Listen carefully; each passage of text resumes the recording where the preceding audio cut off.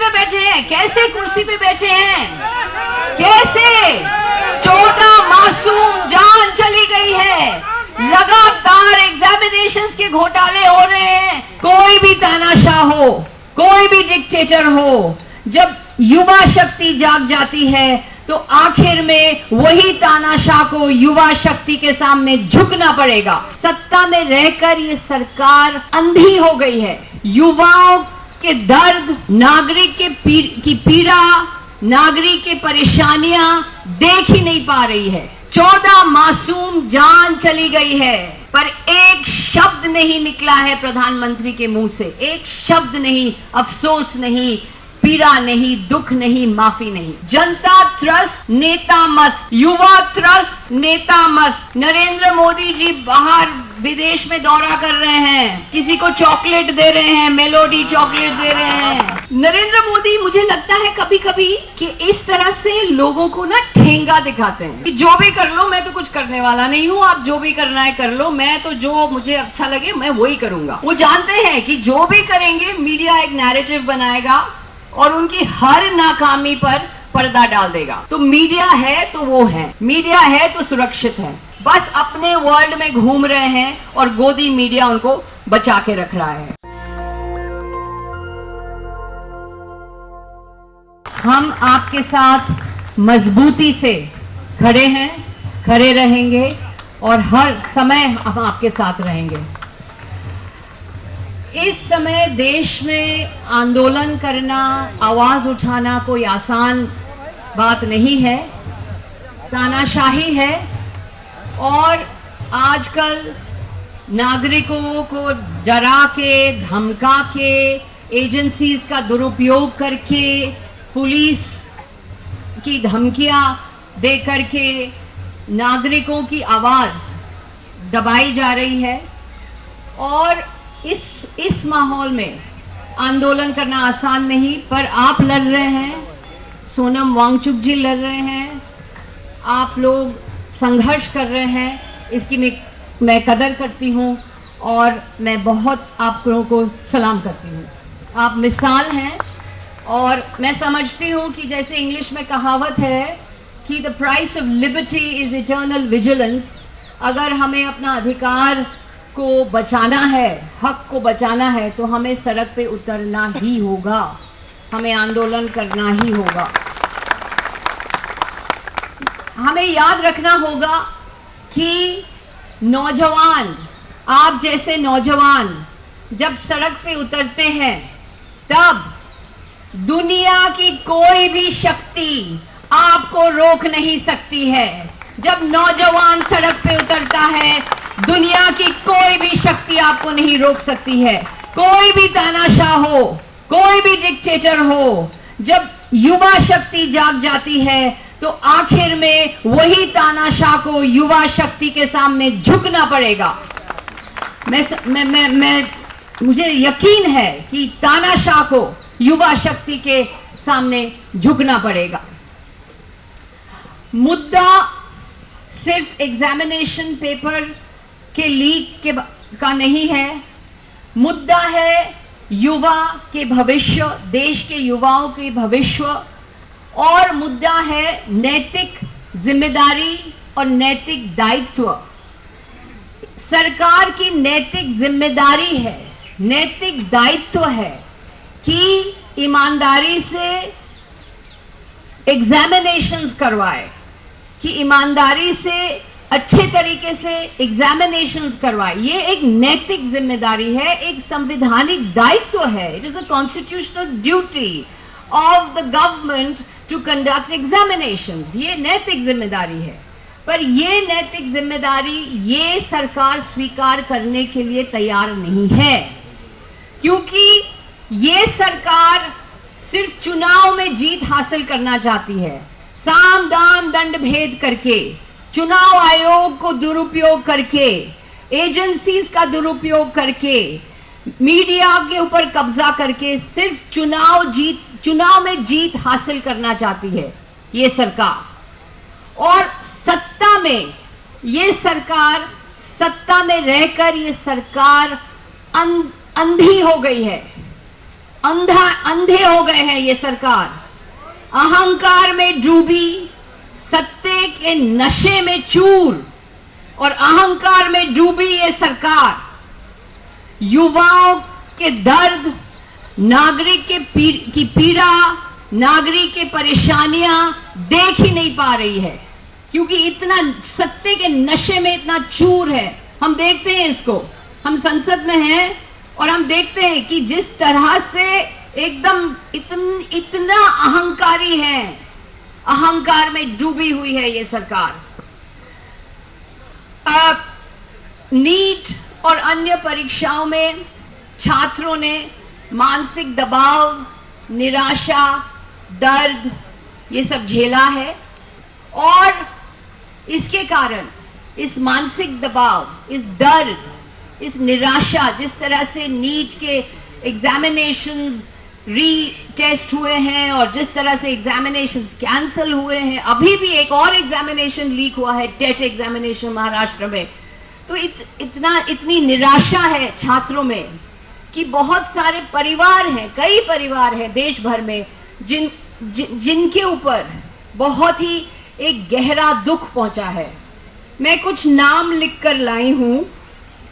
आज doctors day है, day of the doctor, पर ऐसे छात्र थे जो डॉक्टर बनना चाहते थे, जो परीक्षा देके अपने भविष्य को उज्जवल बनाना चाहते थे, पर ये मासूम जान आज हमारे बीच में नहीं है। डॉक्टर्स डे पे मैं इनका नाम पढ़ के सुनाना चाहती हूं। ऋतिक मिश्रा, अंशिका पांडे, भाग्यश्री, उमेश माली, रिया कुमारी थापा, अनु कीर्तना, रीमा बेगम, सिद्धार्थ हेगडे, प्रदीप मेघवाल, शिवानी यादव, रेणु मीना, आकांक्षा, कहान पटेल, मैथिली सोनावानी, ये भी डॉक्टर बनना चाहते थे। ये भी इनकी उम्मीद थी कि हम परीक्षा दे करके भविष्य को उज्जवल बनाएं, पर इतनी निराशा, इतना दर्द कि ये मासूम जान आज हमारे साथ नहीं है। तो ये जो युवाओं का दर्द ये सरकार तक नहीं पहुंच रहा है। सरकार अंधा है, जैसे मैंने बोला, अंधी सरकार है। एक शब्द नहीं निकला है प्रधानमंत्री के मुंह से, न अफसोस, न माफी, न दुख, न सहानुभूति, एक शब्द नहीं निकला है प्रधानमंत्री के मुंह से। जब युवाओं का दर्द तो सरकार के लिए सबसे बड़ी चेतावनी होनी चाहिए, सबसे बड़ी चेतावनी। 14 मासूम जान चली गई है, पर एक शब्द नहीं निकला है प्रधानमंत्री के मुंह से, एक शब्द नहीं, अफसोस नहीं, पीड़ा नहीं, दुख नहीं, माफी नहीं। किस चीज को लेके व्यस्त हैं? चोरी को लेके व्यस्त हैं। वोट चोरी, इलेक्शन चोरी, चंदा चोरी, राम मंदिर जैसे पवित्र जगह में जहां लोग आस्था लेकर के, श्रद्धा लेकर के दान देते हैं, उसी दान की चोरी और युवाओं के भविष्य की चोरी करने में लगी है ये सरकार और कुछ नहीं। स्लोगन्स देते हैं stand up India, startup India, पर अगर एग्जामिनेशन ही ठीक तरह से नहीं कर पाएंगे तो किस बुनियाद से युवा स्टैंड अप करेगा या स्टार्टअप करेगा? इस सरकार के लिए एक कहावत है, जनता त्रस्त नेता मस्त, युवा त्रस्त नेता मस्त। नरेंद्र मोदी जी बाहर विदेश में दौरा कर रहे हैं, किसी को चॉकलेट दे रहे हैं, मेलोडी चॉकलेट दे रहे हैं, कहाँ 190 साल का कछुआ के साथ किसी वो खेल रहे हैं, 190 साल का कछुआ के साथ पता नहीं क्या उसको खिला रहे हैं, पर ये हकीकत से बिल्कुल दूर हैं। एसी कमरे में बैठे हैं, स्लोगन्स दे रहे हैं, प्रचार कर रहे हैं, झूठे प्रचार कर रहे हैं, परीक्षा पे चर्चा के प्रचार में लगे हैं, परीक्षा को लेकर के फोटो ऑप्स करते हैं, पर इनकी कोई जिम्मेदारी नहीं, कोई दायित्व स्वीकार करने के लिए तैयार नहीं है। फोटो ऑप सरकार, अंधी सरकार, सरकार जो लोगों की पीड़ा समझ नहीं पा रही है, पीआर की सरकार, झूठी सरकार, शेमफुल, शेम। सबसे बड़ा सवाल ये है कि शिक्षा मंत्री धर्मेंद्र प्रधान अभी भी क्यों अपनी कुर्सी पे बैठे हैं? क्यों कुर्सी पे बैठे हैं? कैसे कुर्सी पे बैठे हैं? कैसे? 14 मासूम जान चली गई है, लगातार एग्जामिनेशंस के घोटाले हो रहे हैं, बार बार एग्जामिनेशंस के घोटाले हो रहे हैं, और अभी तक धर्मेंद्र प्रधान जी अपनी कुर्सी पे बैठे हैं। उन्हें तो अपनी नैतिक जिम्मेदारी स्वीकार करके तुरंत इस्तीफा देना चाहिए। हमारी मांग है, जैसे आपकी मांग है, इस्तीफा दो धर्मेंद्र प्रधान, इस्तीफा दो, तुरंत इस्तीफा दो। और नरेंद्र मोदी की भी नैतिक जिम्मेदारी है, उन्हें भी धर्मेंद्र प्रधान जी से इस्तीफा लेनी चाहिए, लेकिन वो नहीं करेंगे। वो तो उल्टा हैप्पी बर्थडे ट्वीट कर रहे हैं धर्मेंद्र प्रधान को, हैप्पी बर्थडे, केक वेक दे रहे हैं, शायद हैप्पी बर्थडे करके ट्वीट कर रहे हैं। नरेंद्र मोदी, मुझे लगता है कभी कभी कि इस तरह से लोगों को ना ठेंगा दिखाते हैं, जैसे थमिंग योर नोज एट पीपल, कि जो भी कर लो, मैं तो कुछ करने वाला नहीं हूं, आप जो भी करना है कर लो, मैं तो जो मुझे अच्छा लगे मैं वही करूंगा। और ऐसा क्यों कर सकते हैं पता है आपको, मालूम है ना आपको?